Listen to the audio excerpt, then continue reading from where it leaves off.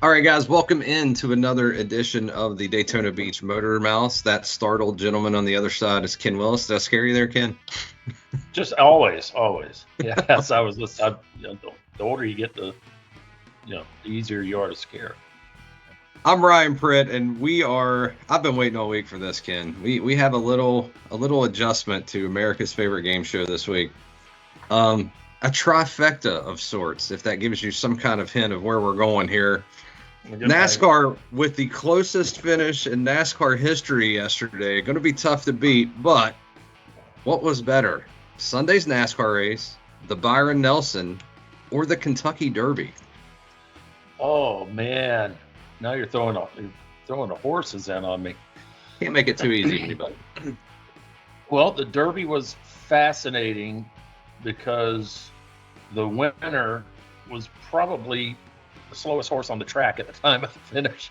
He got out to a lead, just barely hung on, which yeah, it allowed me to sound smart around my friends by explaining to them that these other horses aren't necessarily charging and gaining speed. They're just slowing down at a slower rate than the horses in front of them. So it looks like they're speeding up when in fact the others are slowing down. It's a long story.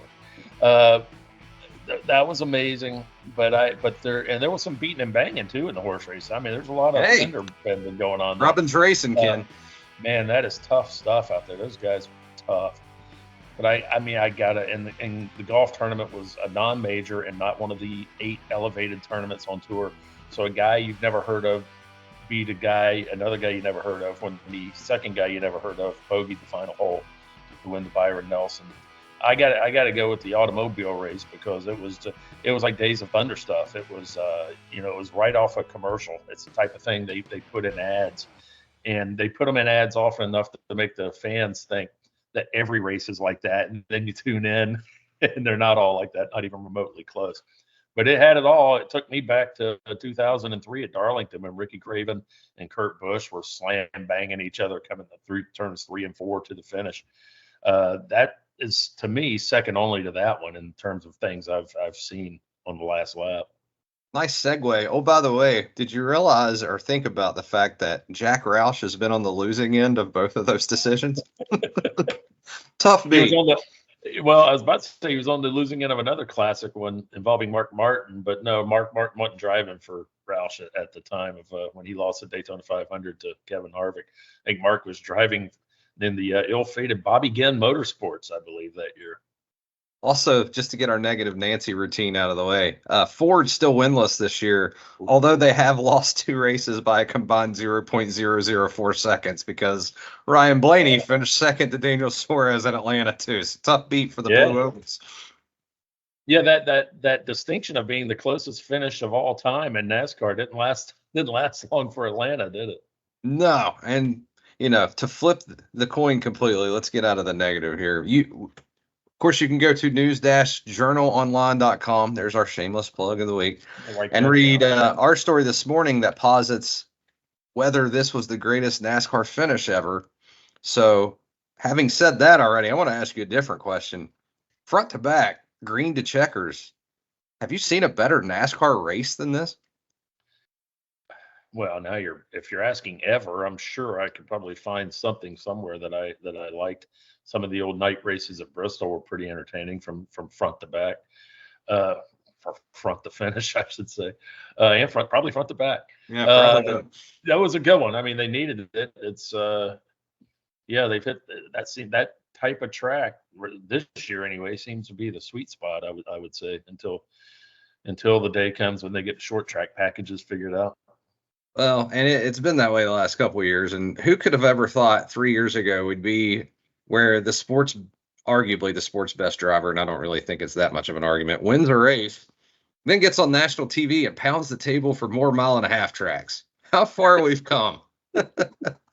But he's right. I mean, these cars, you look at Kansas, you look at what Charlotte's become, which used to be, you Yeah. could argue the 600 was the biggest drag on the entire schedule, and I was there for a couple of them, especially the Martin Truex leading 392 laps one. That was just rough. But You'd have to ignore a lot of snoozers at Indianapolis, however, yeah, and well, Pocono. that's there's a few candidates, but I guess my point with the best race ever, I'm looking back at stage one. I mean, we're going 5 wide at one point down the front stretch of stage one, and Chris Buescher right in the middle of that, and we'll get to him in a second. But I mean, it seemed like from the beginning of the race, the drop of the green flag, the restarts were insane. The last stage, we had some fuel strategy and tire saving stuff. All of a sudden, Todd Gilliland, who, oh, by the way, I brought up in our betting column last week at 1,000 to 1 to win the race. He's leading with 65 to go, Ken. I thought, oh my God, we're going to hit it. And then he lost the lead before turn one. But still, it just seemed, this race seemed to have it all, man. And you had guys from different camps. I think Mike Joyce said at one point 30 different guys had been in the top 10 by stage 3. Just pretty remarkable stuff yesterday.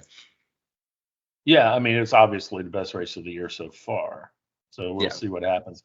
I mean, remember, we got Darlington coming up, and you never know when Darlington's going to deliver a real keeper. You talk for a second. I'm going to plug my laptop in before it dies. Well, leaving me solo here. I mentioned that we would touch on Chris Buescher for a minute. That was the kind of run that he needed and RFK needed, obviously. But to come up on the end of that, to be told that you've won the race, by the way, to look onto the pylon. Oh, by the way, update, Kansas still has their pylon, guys, so that's good. Yeah. And except that it was wrong at the end of the race. Even when Kurt fell short to Craven all the way back when, I'm not sure he drove another half lap to a lap thinking he won the race, only to be told he didn't. That is one of the worst beats I think I've ever seen in auto racing. Oh, no. You've come to the right place. All right. I'm plugged in. I'm tuned in. And I'm ready to fill you in on a worse one. 1959, the very first Daytona 500. Johnny Beauchamp had the trophy for 3 days. He was the winner for 3 days before Big Bill France stumbled upon the definitive photo, which many believe he had in his possession since Sunday, but decided to play out the drama. And he did it. I mean, it was a brilliant move. So it was, I think, Wednesday before Lee Petty, who stayed in Daytona, by the way, at a little side hotel. And I found an old story that our guy Benny Kahn wrote way back when.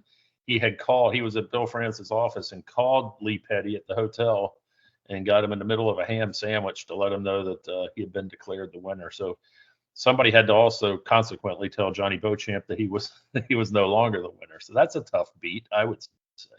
Well, the good news for Johnny is he didn't have Jamie Little there to put a microphone in his face right after someone took it away. That's no knock to Jamie. That's her job. I get it. But I do have to give my guy Buescher. You do know that is my dude there. I've always been a Buescher guy. Yeah. He handled that about as well as I think could have been handled in the post race last night. I'm not sure what I would have done in that situation, but it probably wouldn't have been nearly as good of an interview. So this is a good track for him coming up this week. Well, it would have been more newsworthy, I'll tell you that. The radio team had sent it down to Kim Kuhn at the Buescher pit. She had begun an interview with his crew chief when word came that never mind. Remarkable stuff. But that moves us right into this week where Chris Buescher, by the way, has 4 top 10s in the last 6 races at Darlington. Pretty good numbers. Of course, Denny Hamlin, the all-time winner, or the all-time active winner there, I should say, with 4. Who are you looking at this weekend? Tyler Reddick. I like that. He's been really good here too. He's become a podium fixture there at Darlington the last couple of years. And if anybody needs a podium, it's Tyler Reddick. Yeah, that 2311 car is just a mysterious no-show at Kansas this past week. That was one of my biggest surprises. Those 2 cars never had speed. But I'm going to take Denny Hamlin because I don't know if you saw in the pre-race, he called his shot on a championship this year too, Ken. What are your feelings about that? Well, yeah, why not? Might as well. I mean, he's been wrong before. I don't know if he's ever called his shot on it, but maybe that's what he needs to do different to win one finally. I don't know. The guy has speed. I think he was en route to win that race on Sunday as well before that late caution set up what we'll all remember from that finish. But what will be forgotten is he had control of that race until 20 laps to go. So I also remember how good Martin Truex was last year in the regular season. Yeah, well, there you go. Yeah. And so finally, this week in Daytona Beach, Welcome to Rockville invades the Speedway on Thursday, which means there is, I'll let you set the odds on this. There is a percentage that I may not survive till next week. So 4 days of metal and 91-degree heat. This is the last time you see me, guys. It's been fun, but let's hope we're back next week. What do you think? What day does Pat Boone play? I'll check in on that and I will get right back to you. But you can find all of your Rockville needs at news-journalonline.com. I'm Ryan Pritt. That's Ken Willis, and we will see you next week, I hope. Yep.